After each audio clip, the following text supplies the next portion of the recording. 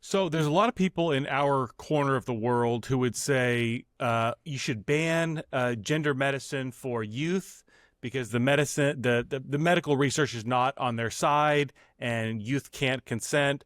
But adults should kind of be able to do whatever they want. But you've made this argument that that's a bad idea, and you've talked about it through the lens of like an amputee.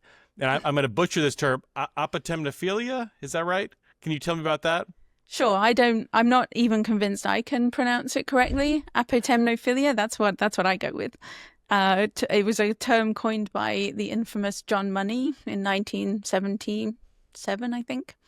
So it is a great way to challenge a person's belief. I do not understand, first of all, anyone who says adults can do whatever they want, or even like 18. People are when they say adults can do whatever they want, they're typically saying from age 18, when you're a legal adult, if you want to have your penis inverted, you should be able to.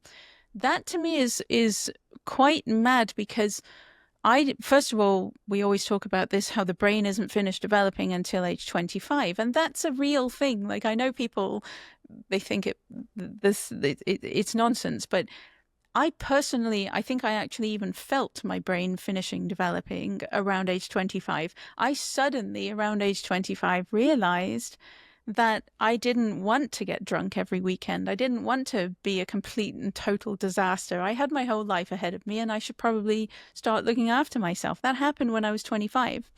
And so this mad idea that you can do whatever you want the moment you become a legal adult doesn't take into account brain development, but it ignores the wider issue. It ignores the most important issue of there is such a thing as medical ethics.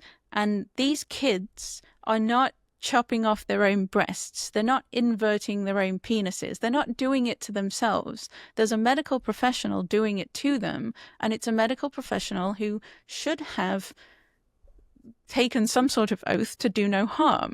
And so you've got to look at, is it medicine? Is it an ethical medical treatment for anyone of any age? And that's where apotemnophilia is very useful. So this is a bizarre fetish that is almost mirror image. It's parallel to autogynephilia.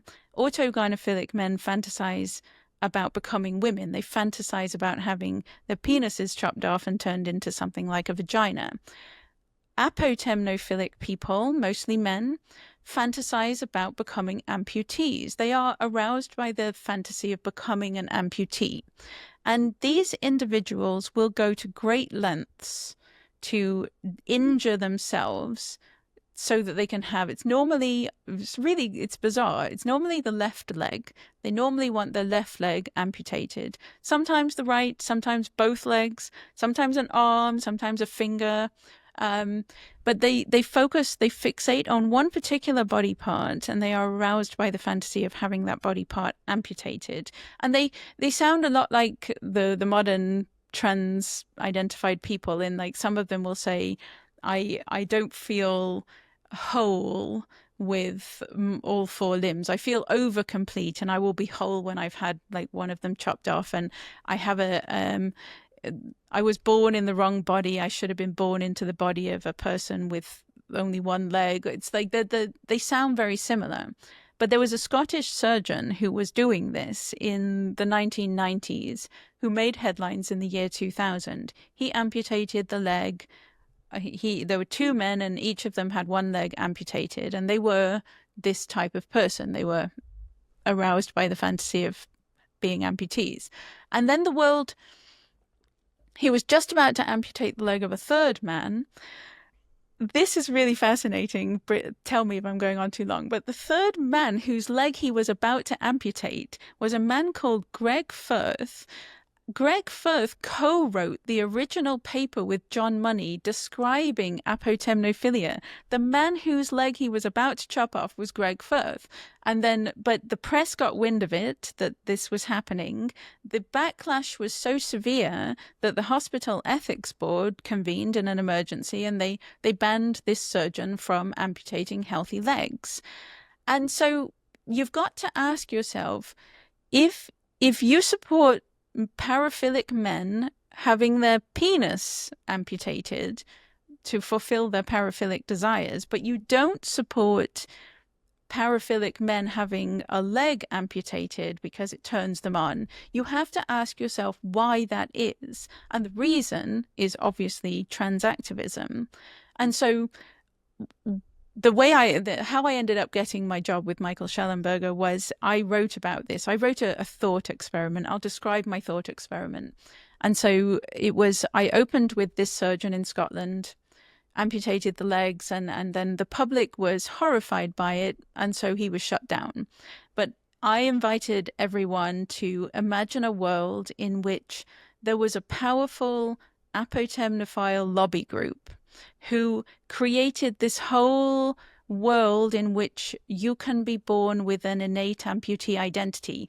That man who the co-authored the paper with John Money and was about to have his leg chopped off in Scotland, he even wrote a book calling it amputee identity disorder. He tried to push it the same as gender identity disorder, that you can have this innate amputee identity. So imagine the world where that happens, and this big group, all of a sudden, it's bigotry to say that humans are bipedal. It's bigotry to say that, people that people can't have their legs amputated. And you teach children, you go into schools and you teach children that it's possible to be born with innate amputee identities. And then you put celebrities on the cover of magazines who've just had their healthy leg chopped off, like we did with Caitlyn Jenner and Ellen Page, and then it triggers a social contagion of kids wanting their healthy legs chopped off. And then kids start having their legs chopped off, and everybody's celebrating it and marching in the streets,